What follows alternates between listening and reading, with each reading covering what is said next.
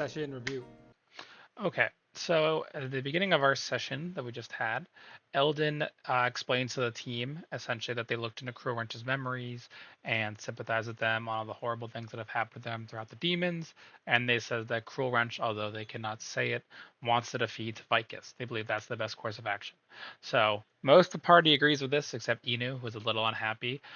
He really wished he could talk to Crow Wrench about it, as well as he doesn't really like the idea of just PepsiCo taking over Riften.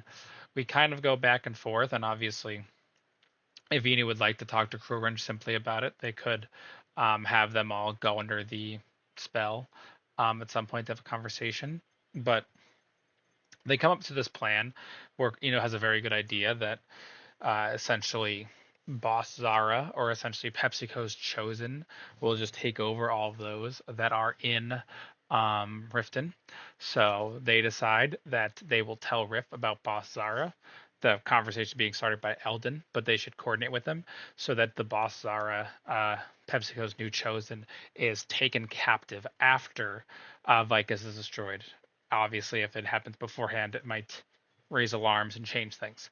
Eldon does believe that they could defeat Vicus, although it's going to be pretty difficult. So in the end, Inu, reluctantly agrees, doesn't really understand it, but he does want to help Cruel Wrench as he feels a connection to them, I presume.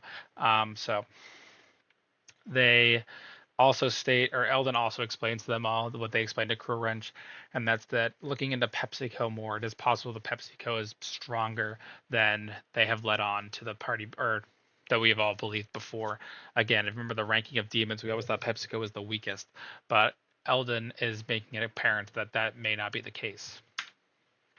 Okay, moving forward, our good friend Merlin has a conversation with the team about the Clover, or sorry, about the Heart Kingdom. Again, our enemies kind of gets re-brought up by Merlin. So Merlin kind of explains to you all something that I have tried to instill, and that is that the driving force of this campaign, the thing that changes everything, is that somehow a second neuron star appeared unknown. Normally, every single universe has a single neuron star, but somehow a second one appeared at Vicus's at the auction that was held at Vicus. You guys were all there. It has thus been taken by someone from the Cult of the Stolen Star, a portion of the Heart Kingdom that aims to reunite Draven, and by reuniting, or to revive Draven by reuniting him with the Neuron Star. They believe this can revive him at full strength, which then would easily mean that once he is revived, he would be nearly unstoppable. The Prime Wizard King could only barely defeat Draven, and he is in a weakened form, as you have all seen. So reviving Draven would clearly lead to the end of this reality, or at least the world as you know it. The Clover Kingdom would be torn apart, and the Heart Kingdom would rule. Additionally, he also brings up the team that Monkey, their original party member, is in the Heart Kingdom. So this is something that it's seemingly you most forgot. But yes, immediately after Monkey, who was played by Benjamin Huang in our campaign, Monkey left the party after making his manifesto, kind of like started going crazy and talking more when he was played by Dylan, and then he legitimately just left. He left the party, he ran away, and he went to the Heart Kingdom. We don't know why. Merlin is stating that he believes he's dead because he doesn't understand how someone from our side could go over their side and live. But people like the Wizard King have said that Monkey is most likely alive. They just don't understand what he's doing over there. Okay. We also then go into a little bit of other lore. Just so you all know, the Church of Toby was given a clearance by the Hunter organization to follow their god Toby and what they believed was right, which was saving commoners from the Heart Kingdom. The main commoner, obviously, they ended up saving is Toby. Bunny has seemingly never, or sorry, Bunny. Bunny has seemingly never asked Toby why they were chosen, but Bunny is the only alive due to the actions of the Church of Toby.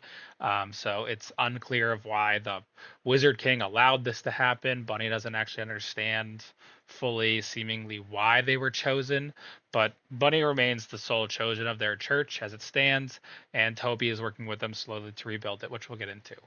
Also, on top of this, Merlin informs the party on some things they might see in the Heart Kingdom. These are legendary actions, actions that the enemy monsters that I am playing can take out of turn.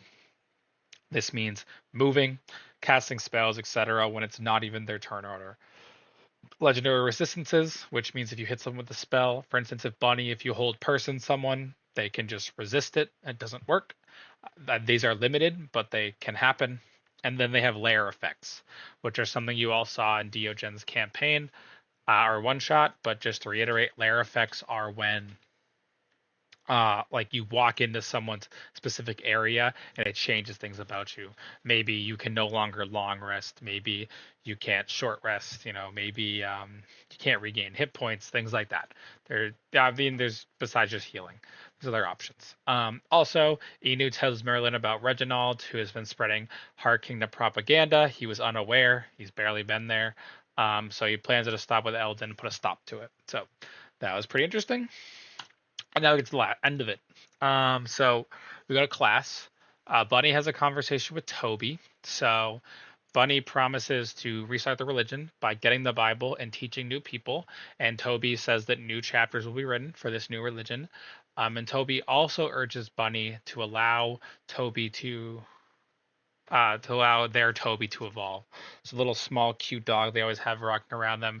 Toby yearns and it wants to evolve. And what we're going to do now is when Bunny evolves or turns into like their adult form, Toby normally would attach to them, but instead we'll have it that Toby is able to essentially evolve with them and transform into a flying form where they can still shoot fireballs. And maybe we'll give them more spells as time moves on. Then you all went to class, and we're just going to quickly go over everything you've learned.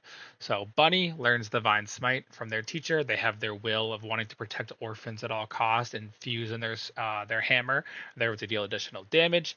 Inu talks to Takio about potentially putting an turret on his armor that can shoot all four kinds of elements and also energy.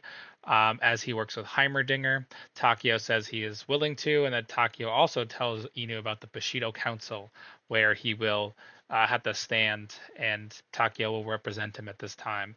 Takio did not tell Inu, partially because the DM hadn't thought of this yet, and also because Takio did not truly have full faith in Inu until uh, recent events. Specifically, the Time Wizard, I think, made Takio a little bit more aware, but definitely recently, Takio has believed in Inu in his conviction, especially with uniting all the worlds and standing up to the demon that he once saw. So wonderful things like that. Diogen takes a stealth class and he learns sneak attack, and Cruel Wrench has some personal time with Eldon and learns Dimensional Door. Also, an emo girl named Lambrini joined Diogen's band. Don't know where that's going. Diogen, I'm gonna push you onto that to roll for band member next time. So that's where we stand. Next time, you can all get ready for an interview panel, which I have slightly prepared, and maybe we'll get to Valorbane Arena next time, as we're done with our training, so might as well move forward. So I have to prepare that. It's been pretty crazy at work, so I'll do my best. But see y'all tomorrow.